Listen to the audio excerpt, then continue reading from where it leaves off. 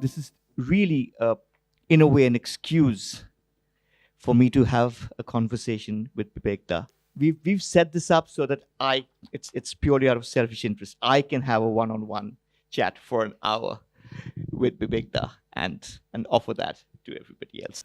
Bibek Debroy has a day job officiating as the chairman of the Economic Advisory Council to the Prime Minister of India. But the Bibek that I've come to know during these last 4 or 5 years is the Bibek who is a prolific columnist, translator, author, scholar, and came as a pleasant surprise to me, a great wit as well. So what we'll do today is focus our discussion not on politics, not on economics for a change. We'll give him that respite. But instead, we will talk about his work of translating from the original Sanskrit. Not too many people know this, that he had worked, I think, with Penguin and done a 3-volume translation of the Ramayana, and then subsequently a 10-volume translation of the critical edition of the Mahabharata. And it's really the Mahabharata that we'd like to focus on. So Bibek, thanks very much for taking time off your schedule. The first question which sort of strikes one from a purely layman standpoint is when one is talking about the Mahabharata purely from a literary standpoint, and one is contrasting that or juxtaposing that against the other epics of the canon. What are some of these literary sort of nuances that stand out, either in the way that the narrative is shaped, or the drama is built up, or the nonlinear style of storytelling, way back 2.5 millennia? Are there significant literary nuances that stand out, which distinguish it not just from others in the milieu, but if you're talking about world literature as a sweep, very distinct from the others? Thank you, Avik, for having invited me to this. As you said, I translate from Sanskrit to English, and most of those, not all, are published by Penguin. It says fording the epics. The word epic is normally used for Itihasa, which is the Ramayana, the Valmiki Ramayana, and the Mahabharata. I prefer to think of it as the Itihasa Purana Corpus, because the Puranas are connected certainly to the Mahabharata. And again, just purely for the record, my intention is to translate. And when I say translate, these are unabridged translations. To translate all the 18 Mahapuranas, to give some idea of the rough size that we are talking about, the Mahabharata is believed to have 100,000 shlokas. And my translation, as you said, ran to 10 volumes, which is about 2.25 million words.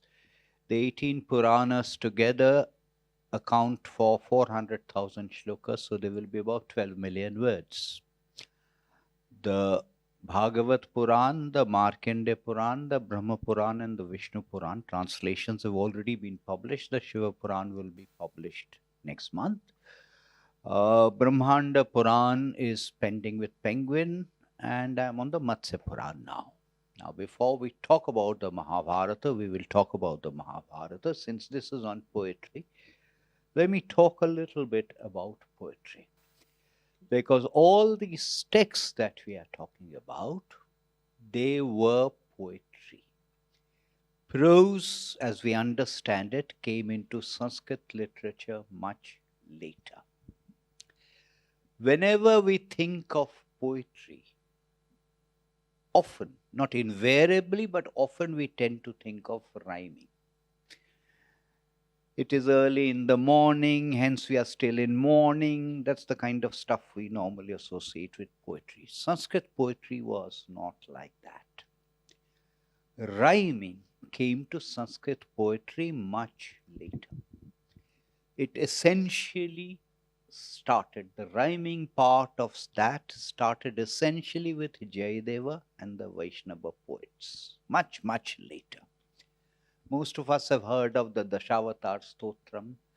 Pralaya payodhi jale dhritavanasi vedam vihitava hitra charitram kedam. There is a rhyming, but that is Jayadeva.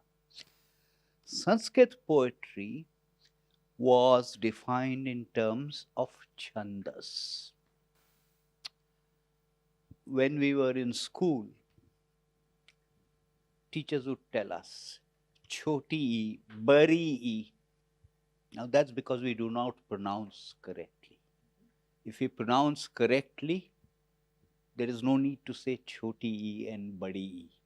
It's the way you pronounce it. And all Indian languages, including Sanskrit, you must open your mouth. If we speak English, we learn to speak it with your mouth relatively closed. Now, this was the first thing to understand about Sanskrit, you need to open your mouth. Anyway, so aksharas, which are syllables with a single vowel sound, they were divided into short and long, rasha and dirgha, depending on whether the vowel sound was short or long.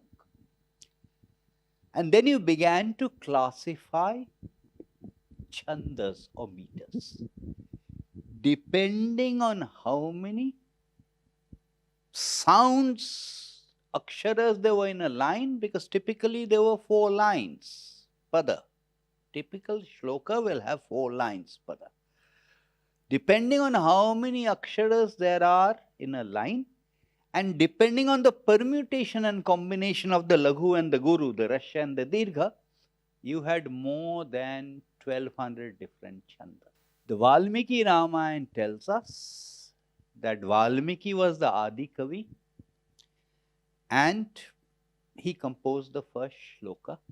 As everyone knows, when he saw the hunter shoot the pair of birds, Ma nishada tvamagama pratishtvam shashvati samayat krauncha mithunat ekam vadhikamo mohitam. And the Valmiki Ramayana tells us that that is the reason this came to be called a shloka from shoka or sorrow. Valmiki as a poet was a class apart. Valmiki was beautiful poetry in terms of describing nature, just as Kalidas was. When we are talking about the Mahabharata, which is what we are talking about, and the Puranas, these were believed to have been composed by Veda Vyasa. One of the most common chandas is Anushtup. We don't even realize it is Anushtup. It is the simplest shloka, a simplest chanda. And the structure of Anushtup is 8 aksharas per line. There is the permutation combination. I will not get into the permutation combination, but 8 aksharas per line. First shloka of the Bhagavad Gita, Dharma Kshetre Kurukshetre Samavetayutsava Mamakah Pandava Shaiva Kima Kurvata Sanjaya. We've heard this hundreds of times without realizing this is Anushtup. Dharma Kshetre Kurukshetre Samaveta Yuyutsava. In our mantras, we constantly use Anushtup. We don't realize that it is Anushtup.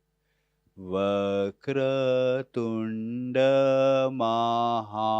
Mahakaya Surya Koti Samaprabha Ya Devi Sarva Bhuteshu. All Anushtup.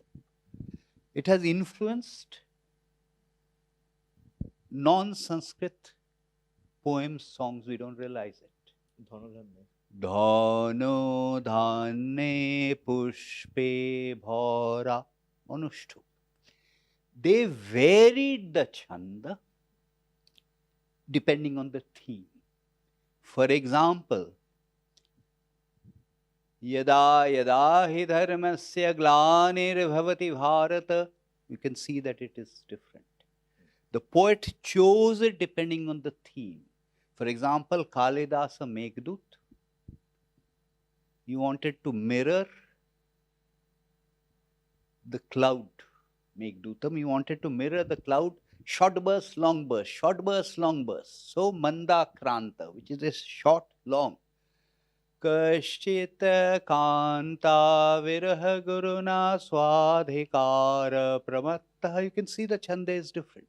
Mandakranta, the one that most people are familiar with, is actually Shantakarang Bhujagashayanang Padmanabhang Sureshang. You can see it is visibly different from Anushtup. So, one of the great things about the Mahabharata, which no translation can bring out, is the superlative poetry. Are the other Puranas also in Anushtup Chanda? And what Chanda does the Ramayana follow, which of course precedes the Mahabharata? In the Itihasa Purana Corpus, the favorite Chanda, 80% plus, will be Anushtup, which is 8 aksharas, sometimes Trishtup with 11 aksharas. So essentially, Anushtup, variants of Anushtup or Trishtup. And as I said, when you wanted to deliberately introduce a discontinuity, for whatever reason, you varied it. Bhagavad Gita, Vishwarup Darshan, it is a completely different kind of chapter. So the chanda is completely different. Obviously, when we're talking about an unabridged version or translation, shloka for shloka, it is exceptionally important to talk about fidelity. But even before we go there, let's maybe talk a little bit about authenticity. So you have, if I'm not mistaken, based your translation on the critical edition from the Bhandarkar Society. Now, again, correct me if I'm wrong, but Bibekda, right at the end of the Mahabharata, where it says, whatever is there in the world, it is there in the Mahabharata, whatever is not there is not. Similarly, I think the very next page or the preceding one says that there are 100,000 shlokas in the Mahabharata, that same part. But the Bhandarkar edition probably has fewer, maybe 75 or 80,000 shlokas.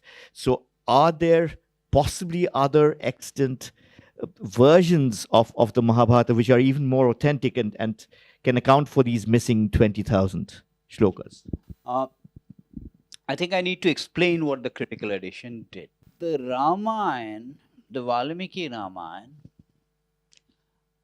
is in a sense a single manuscript. There is a northern version, there is a southern version, but essentially it's a single manuscript.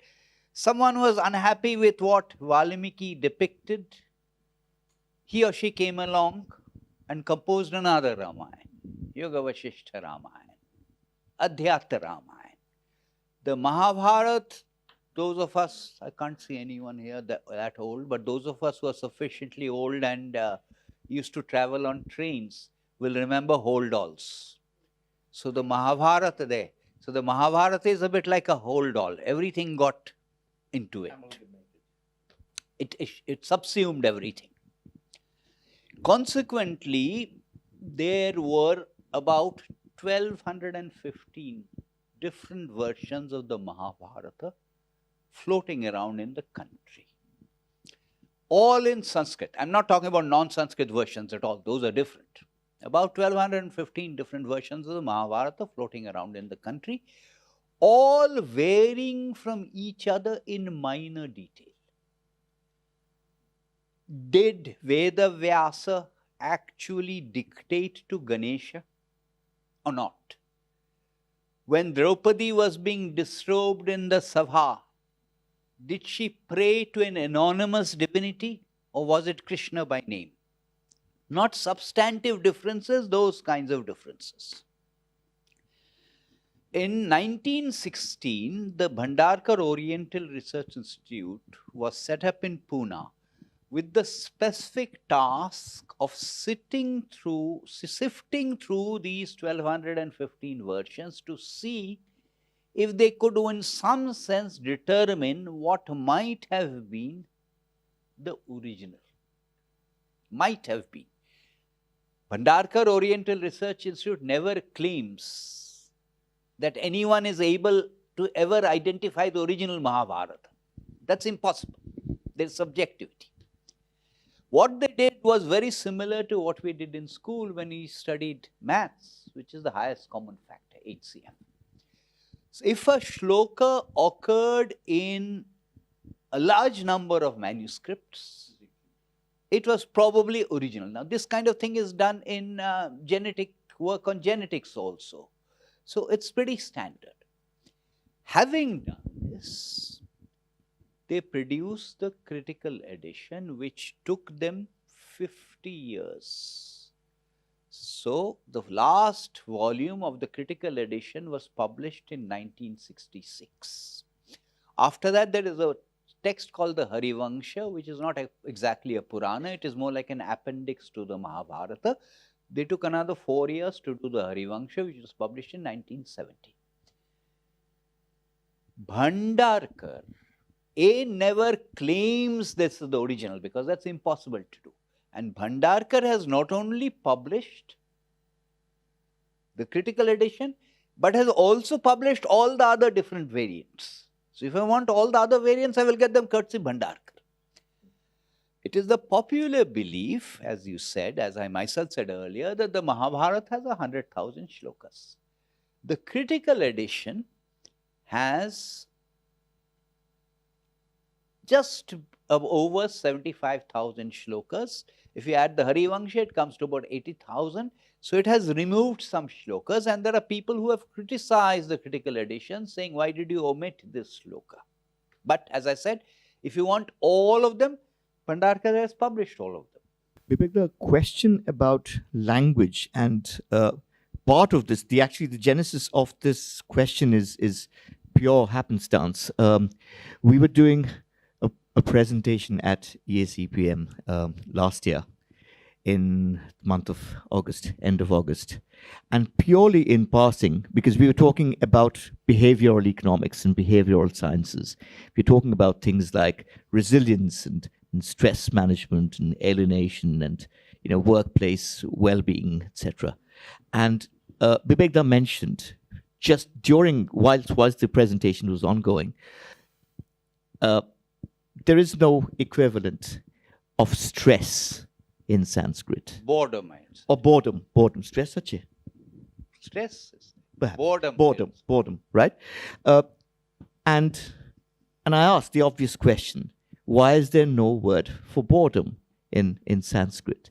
And presumably, back in the day, people did not feel bored, and there was this no emotion around boredom. So now, if you talk about the entire spectrum of emotions and feelings that characterize the human condition today, talk about stress or boredom or alienation or loneliness or depression, some of these may have equivalents, direct equivalents in Sanskrit, and some of them may not. Would it be fair to say that we can look at language per se and use the words extant in a vocabulary at a period of time to be an index of the human condition in that period? Oh, we certainly can. But since you mentioned language, there are some words that are simply untranslatable, because whatever you do, you cannot really translate them satisfactorily into English. And that's obvious enough. A word like dharma, for example, I can't translate it adequately. A word like varna, I can't translate it adequately.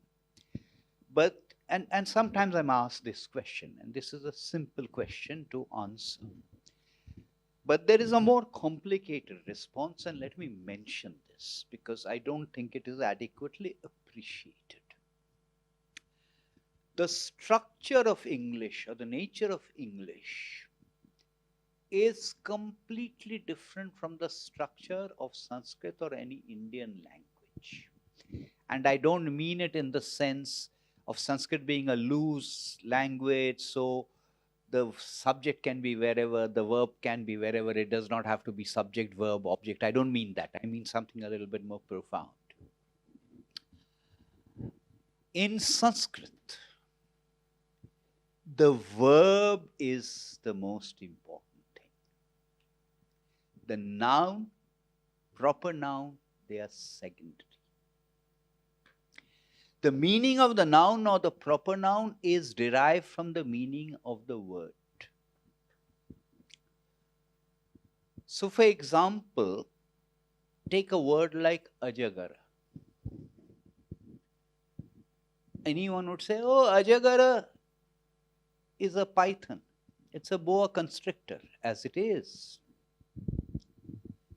But ajagara, to anyone who knows Sanskrit, would say, wait a minute, gara means to swallow. Aja means to go, is a goat. So anything that swallows a goat is ajagara. It does not necessarily have to be a python or a boa constrictor. So to anyone who knows Sanskrit, the verb is there at the back of the mind. So out there I see a tree, and one of the words for a tree is padapaha. Any Westerner or Western educated person will say, oh, padapaha, tree.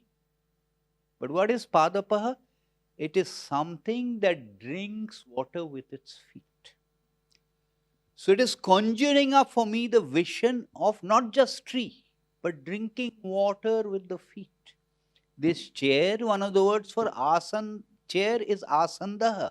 I hear asandaha, it is no longer chair. It is something that is giving me a posture. So if you notice that if it is someone who's not very westernized, and I say, what is your name? The person will not say, I am Avik. The I with a capital is always at the back in our language system.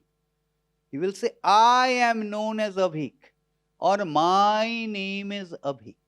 Often Westerners, including a guest that you have invited, make fun of this. And that's because this is Sanskrit words have multiple meanings. Of course they do, because you have not understood the basics, which is it is the verb that is important.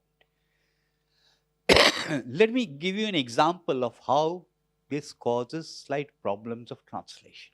Vasangsi jirnani yatha vihaya navani grinnati naro parani tatha sharirani vihaya jirnani anyani sangyati navani dehi. Bhagavad Gita, everyone has heard this. Next shloka. Nainang chindanti shastrani nainang dahati pavaka na chainang kledanti apa na shosheti maruta. Let's translate. Nainang chindanti shastrani. Weapons cannot cut it. Nainang chindanti shastrani.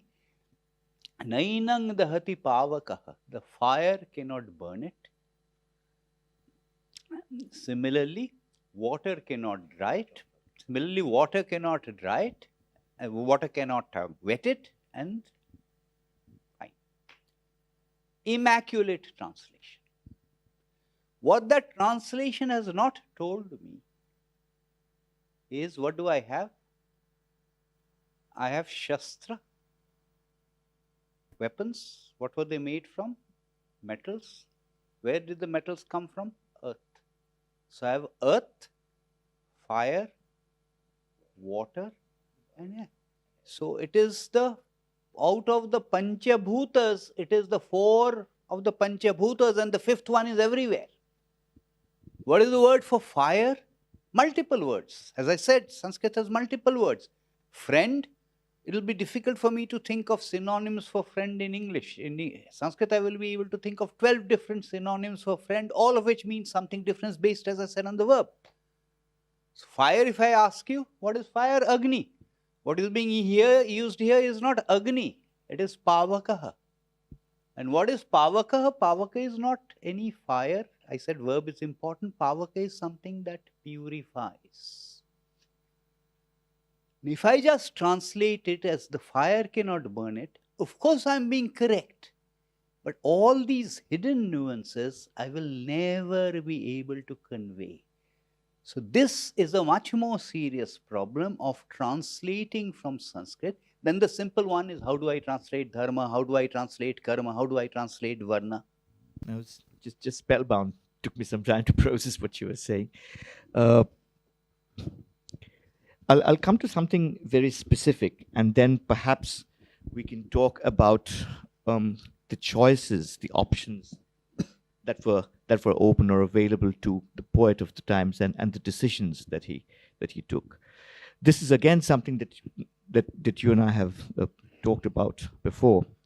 Different perspectives, various perspectives. Most perspectives are from the viewpoints of the Pandavas or maybe from Draupadi, etc. But what we don't have in the abridged versions or in the films or serial versions of that is the so-called negative archetypes, right? And one of the things which is very predominant is before the battle begins, it's not just the predicament of Arjuna or the Pandavas, but it is also what Suyodhana or Duryodhana is doing and whom he goes to for seeking counsel, right?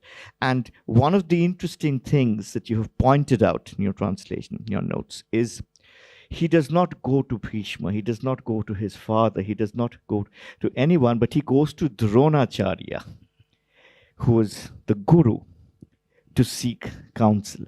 And you know that various sort of semantic and philosophical hair-splitting analysts have asked and debated and tried to answer this particular thing. Why is it Dronacharya? It is because of this, etc., etc. And the answer that you've suggested was extremely innovative. You said it's entirely possible that the nuances of the plot or the very complex and tenuous relationship that Dronacharya may have had with Suyodhana is far less important, perhaps, and had nothing to do with it, but it just fitted the meter. It just fitted the rhyme of that shloka, and which is why Dronacharya is there.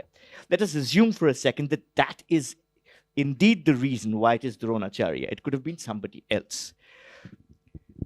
Then my question would be, as something that claims to be Itihasa, so that which has occurred, that which has happened, i.e. almost from a von Rankian kind of a formulation, this is authentic, empirical history. This is something that can be verified. Would it be fair to say that, at least just using this as one simple example, that there would have been conflicting demands of recording exactly what had happened as Vyasa or whoever the subsequent poets knew it to be, and the demands of Kavya, which meant that Dronacharya would be a better fit than Bhishma?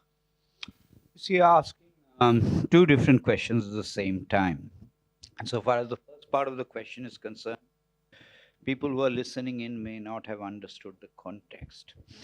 What we have today is the texts as they have finally been crystallized in some form. There is some independent dating, independent of the texts, done of the Kurukshetra war, archaeology, geology, genetic evidence, etc., to validate this proposition about Itihasa.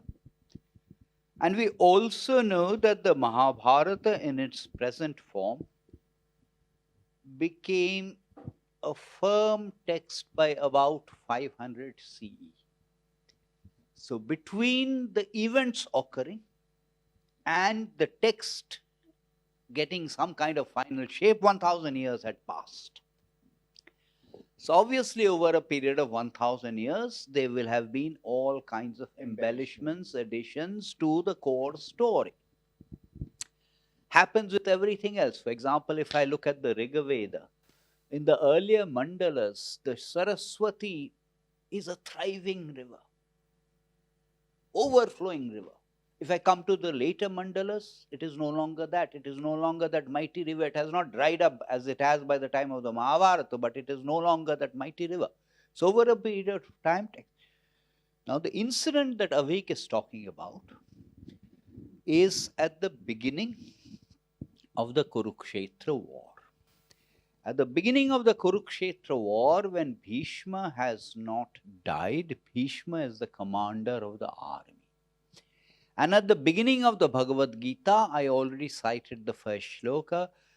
That's the only shloka that's actually spoken in the entire Bhagavad Gita by Dhritarashtra. Dhritarashtra asked Sanjaya, Dharma Kshetre Kurukshetre Samaveta Mamakah Pandava Shaiva Kima Kurvata Sanjaya. And Sanjaya answers, Dreshtva tu Pandavanikang Budang Duryadhanastada Acharyam Upasangamya Raja Vachanam Avravit. Duryadhan goes to Acharya Dronacharya, not to Bhishma.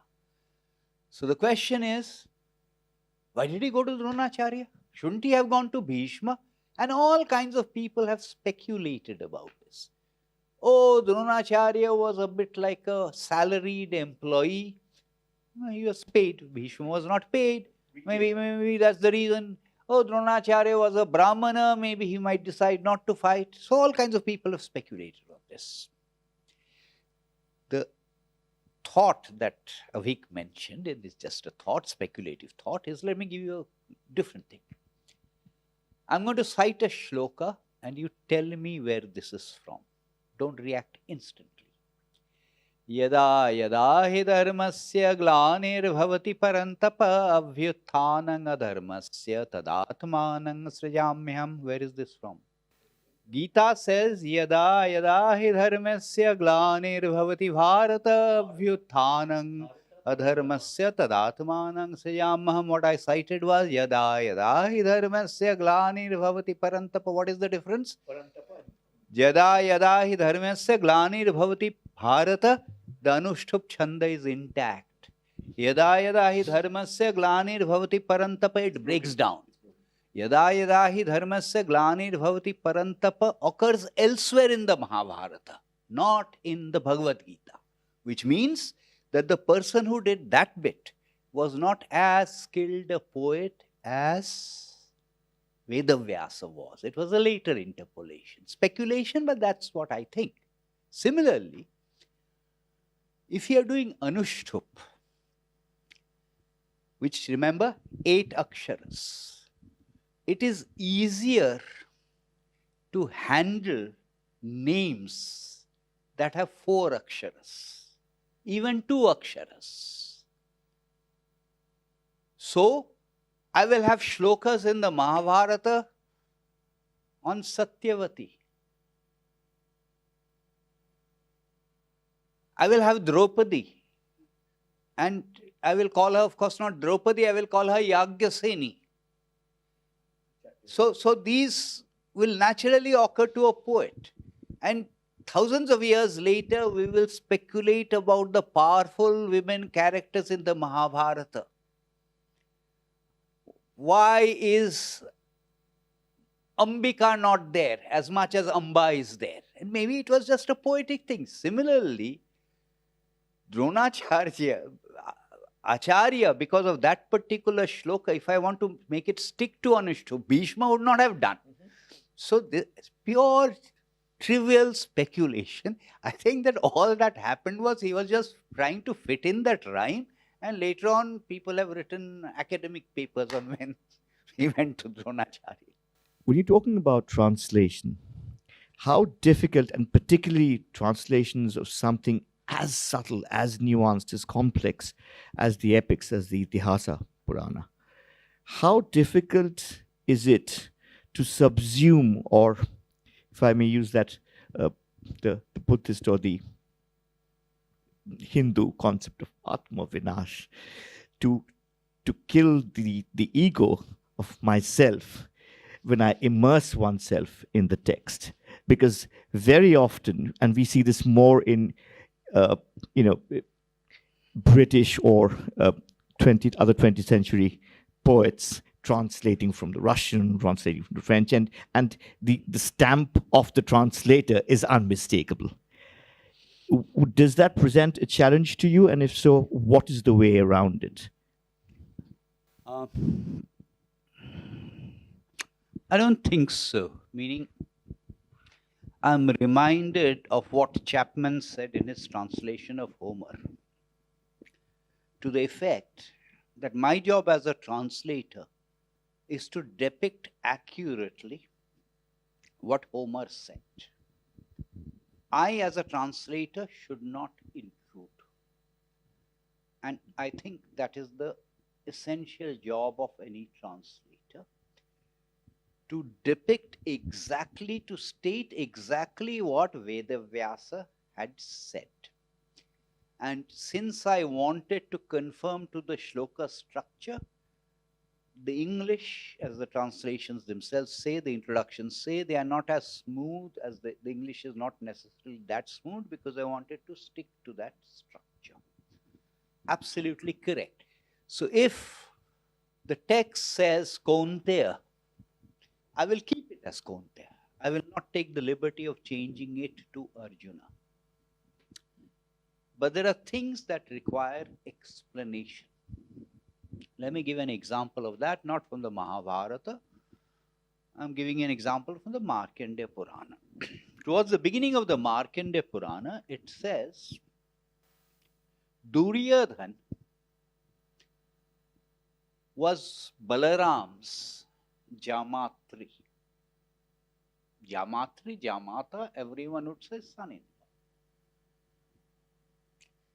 And the Markandeya Puran may have been not translated that many times into English, but it's been translated into other languages. So I looked up all the translations, and lo and behold, everyone says son-in-law. But there is no record of Duryodhan ever having been Balaram's son-in-law. So then I looked up multiple dictionaries. And remember what I said, in Sanskrit, every word has several different meanings. And there was a minor meaning of Jamatri, which is someone who's loved. So that is all that it is meant. And of course, Duryodhan was loved by Balarama as a favored disciple. Or take a completely different example again. The Shraddha is being done. Yudhishthir wants to do the Shraddha of Karna and Jayadratha.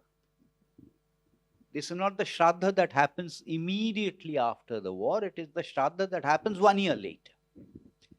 So he goes and takes Bhishma's permission. I want to do Jayadratha's Shraddha and I want your permission. And it's been, Mahabharata has been translated into other languages before, if not in English. So translators have said, oh, he needed the permission because Jayadratha was evil. Doesn't sound right. So were a lot of people, different people. To me, that permission was needed is who was Jayadratha? Jayadratha was Dushala's husband. This was a different family. This family did not have the right to perform Jayadratha's Shraddha. That belonged to a different family.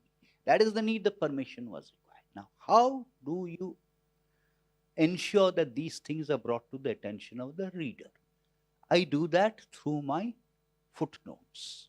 So all of these examples that I've given are through the footnotes. So far as the text is concerned, my intention is to keep it as authentic to what Vedavyasa said as is possible, everything else relegated to the footnotes. The first volume of the Mahabharata was most difficult. Over a period of time, I have got after all, I'm translating the same author. And I've got very used to Vedavyasa's style. So I can sort of almost mechanically, blindly translate a Vedavyasa shloka now. Except, this is also dharma. This is also adhyatya dharma. This is also the metaphysical. So if you take any shloka, in 85% of the time, straight, type it out. No issues. Sometimes I have to research something. This particular river, where is it today? Because I want to make it clear to the reader. And sometimes I get stuck on, after all, as I said, this is adhyatya dharma. So what exactly does this mean? We hear the word yoga and we think yoga means something. Yoga has all kinds of different meanings depending on different contexts. I've just given this as an example. So this is how it works. We can't probably get entirely away from economics and statistics. And I wanted to pose a question, a statistical question, on a ridiculously small sample size of 3. Now, correct me if I'm wrong, but shloka for shloka, verse for verse, if you're talking about the unabridged, critical version of the Mahabharata, thus far, there have only been 3 complete translations. The first one, back in the 1890s, 1880s to 90s, Kishori Mohan Ganguly. The second is just a decade later, and that is Monmouth. And the third is yourself. And I don't know, coincidence or otherwise, so I don't know if you're talking about storks or babies and kind of correlation, but all 3 translators of the complete unabridged Mahabharata happen to be Bengalis. Are we to infer something from this? Or is it pure coincidence? Well, there are others who have tried to translate it. They have died before it was completed. No, but yes, I think we should infer something from it. 19th century, mid-19th century, and these are, by the way, translations in English. Mid-19th century, Bengal was amongst the first provinces to be exposed to Western education. Generated a lot of interest in English, generated a lot of interest in our heritage as defined by this corpus. The first translation of any Purana, the Vishnu Purana, was done by Horace Wilson, published by the Asiatic Society under Bibliotheca Indica.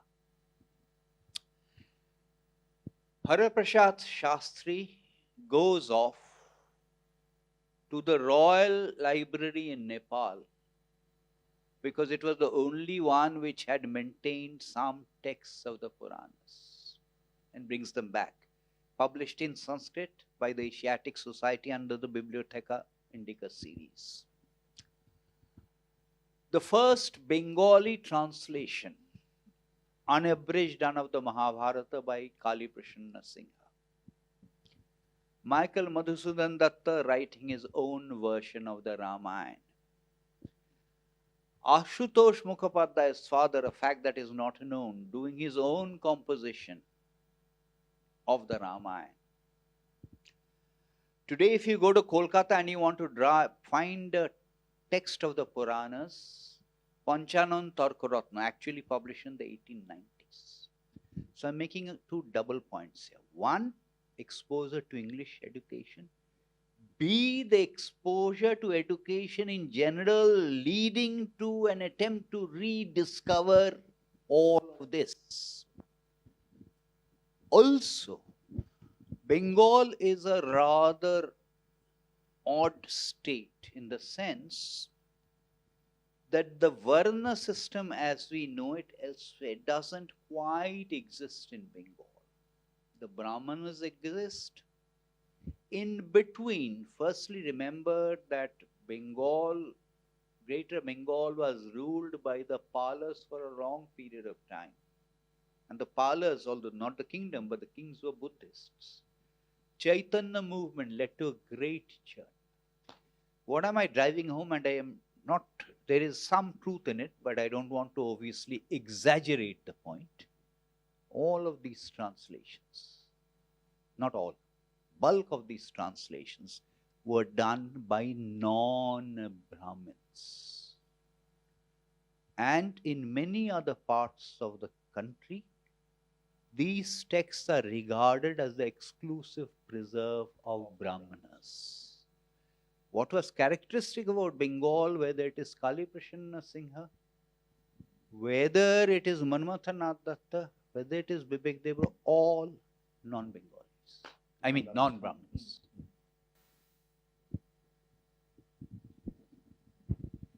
Bibek, this has been absolutely fascinating, and an honor and a privilege. This hour, I think, has been truly enchanted. But before we let you go, and I'm sure you have multiple other appointments and meetings to go to, maybe thoughts, comments, questions? I'm very curious to hear a little bit about two things, if possible.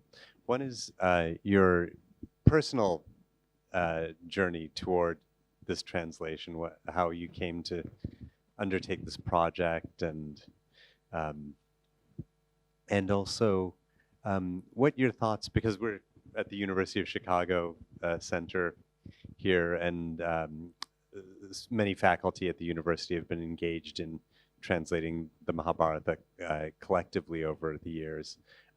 What your thoughts are about some of the different English language translations that are currently happening in different contexts outside of India or elsewhere? Well, the clay edition was an attempt to translate the non-Sanskrit versions. And so far as I'm concerned, the more people read about this corpus, the better it is. And the more people read about this corpus in unabridged form, the better it is, because in abridged form we tend to simplify and we tend to reduce everything to black and white. Things are not black and white. Preferably they should read it in the Sanskrit. If they can't, then, well, the more the better. My personal journey, I don't know how to answer that, in the sense that I've never formally studied Sanskrit. I learned Sanskrit at the age of 45. There are two ways I can respond to your question. One way I can respond to your question, especially if it is coming from the University of Chicago, is I was unhappy with some of the translations that were being done, including several words and expressions used by Van Buitenen, which is the half-finished University of Chicago translation. Now, at one level, that is a completely negative reaction. If you're unhappy about the translation, you might as well do the translation yourself. Unfortunately, the Brahmanas, the Indologists, and the Pandits, they were not interested in translating it, which is why I got dragged into this. This is one kind of answer to the University of Chicago with the I capitalized. To an Indian audience, I say that the I is never capitalized. And all kinds of things have happened in my life. We don't have the time to recount all of these, which illustrate that some unseen force, destiny, whatever you choose to call it, have led me down this path. And I've just become the instrument for doing this. Nimitta matrang bhava sabvyasachin. And that actually is the truthful answer. I don't have the time to describe all of these different coincidences. I see perfect stillness, almost that of a Boredom. seance. No, almost that of a seance. I think people are still very, very entranced and processing and trying to absorb all that you said. Thank you so much. Thank you so very much, Bibek. Can we have a huge round of applause?